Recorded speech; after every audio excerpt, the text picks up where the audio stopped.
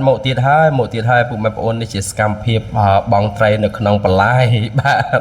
នៅក្នុងបន្លែតិចវាចាប់ដើមស្រកពុកម៉ែបងប្អូនហើយត្រីច្រើនតែមានទៀតដាក់មកស្នាញ់មកក៏ត្រីមួយដែលសក់ក្បោះហើយនៅក្នុងបន្លែនេះគឺយើងអត់ខ្វល់ខ្វាយរឿងត្រីកញ្ចុះទេអត់សូវមានត្រីកញ្ចុះទេស្នាញ់ញឹកមកហ៊ុនកន្លះហ្នឹងគឺដាក់មកដឹងតើមកស្នាញ់មកគឺដឹងថាវ៉ាវតែម្ដងពុកបងប្អូនបាទអញ្ចឹងមកស្នាញ់ចូលកន្លះធុងអញ្ចឹងបាទនេះសកម្មភាពបងឲ្យវាជាប់ដោយសារតែបងក្នុងនេះយើងប្រុងប្រយ័ត្នបន្តិចដោយសារវាជាប់ថ្មវាជាប់តាមលឹងអិលដែលស្អីគេប៉ាតស៊ីម៉ងប៉ាតអីចឹងទៅក៏ដុំថ្មទូចដែលវានៅផុសឡើងមកទៅហើយស្នាញ់របស់យើងក៏ហានិភ័យក្នុងការលហែដែរប៉ុន្តែយើងបងប្រុងប្រយ័ត្នមើលដោយសារតែទឹកក៏វាមិនទាន់ជាវាមិនសូវជាហូរខ្លាំងណាស់ណាទេយើងអាចបងបានត្រីចូលមួយស្នាញ់គឺពុកម៉ែបងប្អូនអើយមិនថ្លែងទេគឺត្រីតែមានទេពុកម៉ែបងប្អូនបាទហើយចាំមើលនេះឡើងមកហើយបាទឡើងមកហើយបងយើងបងដេញពុកម៉ែបងប្អូនដេញចូលគ្នាទៅបានត្រីមួយស្នាញ់នេះពុកម៉ែបងប្អូនអើយសិតត្រីមើលតាំងពីចុងចំប៉ុន្តែគាត់ថាស្នាញ់ដឹងតែរប៉ាយបន្តិចហើយដោយសារតែវាជាប់ថ្មជាប់អីចឹងណាពុកម៉ែបងប្អូនបាទជាប់ថ្មជាប់អីចឹងទៅដល់ពេលយើងបងដេញចឹងមួយស្នាញ់ចឹងគឺដឹងថាអេមតែម្ដងដឹងថា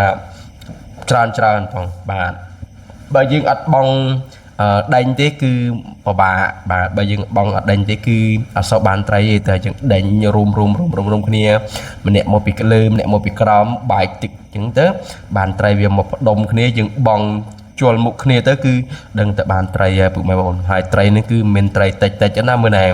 តែមែនទេត្រីគឺត្រីមហាត្រីបាទនេះជាសកម្មភាពដែលពួកយើងបងនៅនេះឥឡូវយើងចុះតាមបន្លែនេះឯងម៉ែបងប្អូនបាទនេះបងឲ្យមានអ្នកដេញពីក្រោមមានអ្នកដេញពីលើដេញចុះដេញឡើងយើងដាក់មកស្នាញ់ទៅពុកម៉ែបងប្អូនអើយទាំងត្រីដល់កហើយត្រីច្រើនមែនទេពុកម៉ែបងប្អូនបាទហើយបើចាំមកកន្លែងណាមានថ្មដែលវានៅដុំគ្នាពុកម៉ែបងប្អូនដាក់ក្របថ្មហ្នឹងទៅគឺយើងដេញត្រីចេញពីថ្មហ្នឹងទៅដឹងតែបានត្រីនៅខាងក្រោមនេះគឺភរិយារបស់ខ្ញុំហើយផ្លាក់អំភ្លុងហើយមិនចង់ឲ្យចុះទេប៉ុន្តែគាត់ចង់ចុះចង់ដេញត្រីជាមួយអូនហើយនៅលើទៅតែគាត់មិននៅទេបាទគាត់ចង់ដេញត្រីដេញអីជាមួយបាទអញ្ចឹងហាមគាត់មិនបានទេគាត់ចង់ណាស់រឿងបងត្រីរកត្រីអីនេះគឺដឹងថាវិនវត្តមានរបស់ខ្ញុំរកត្រីកន្លែងណាគឺគាត់នៅដល់កន្លែងហ្នឹងហើយទៅផ្លាក់អំភ្លុងជាមួយខ្ញុំហើយបាទហ្នឹងហើយគូជីវិតរកឃើញដូចគ្នាមានអារម្មណ៍មានដួងចិត្តដូចគ្នាក្នុងការធ្វើអីរួមគ្នា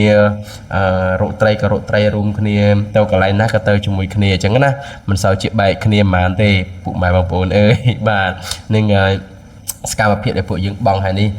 អ្នកដែលថតនៅខាងលើនេះជាកូនទេចង់ទៅណាចង់ទៅជាមួយដែរទៅបងត្រីដែរអញ្ចឹងណាហើយមួយស្នាញ់គឺមិនតិចទេពុកម៉ែបងប្អូនច្រើនតែមែនទេឥឡូវយើងបងទៅវាជាប់ថ្មយើងចាប់ដើមគៀថ្មនោះហើយឲ្យវាត្រីវាចេញពីថ្មនោះមកវាចូលស្នាញ់យើងត្រីអាធំទៅតាមថ្មនោះវាធំត្រីវាធំមានប៉ាន់បាតដៃមានទូជើងបាតដៃបាទហើយនេះគឺពួកខ្ញុំមកបងក្រោយគេទេបើសិនតាបានបងជាមួយគេអាមុនដូចគេនោះគឺមានត្រីឆ្លាំងមានត្រីសណ្ដាយមានអីចឹងណាពុកម៉ែបងប្អូនបានតិចទៀតក៏បានបងហើយឥឡូវនេះចាប់ដើមស្រកបន្តទៀតហើយបានបងថែមទៀតហើយយើងអត់សូវហានិភ័យអតិហូរខ្លាំងទេនេះហើយអតិហូរមុំប៉ុណ្ណេះយើងអាចបងបានហើយយើងអាចរកត្រីបានរកអីបានអញ្ចឹងណានេះសកម្មភាពឥឡូវនេះខ្ញុំលើកមកឡើងមកលើហើយមកដោះត្រីធំត្រីសពុកម៉ែបងប្អូនកុំភ្លេចចុច like ចុច follow page share វីដេអូរបស់ខ្ញុំម្នាក់មួយផងពុកម៉ែបងប្អូន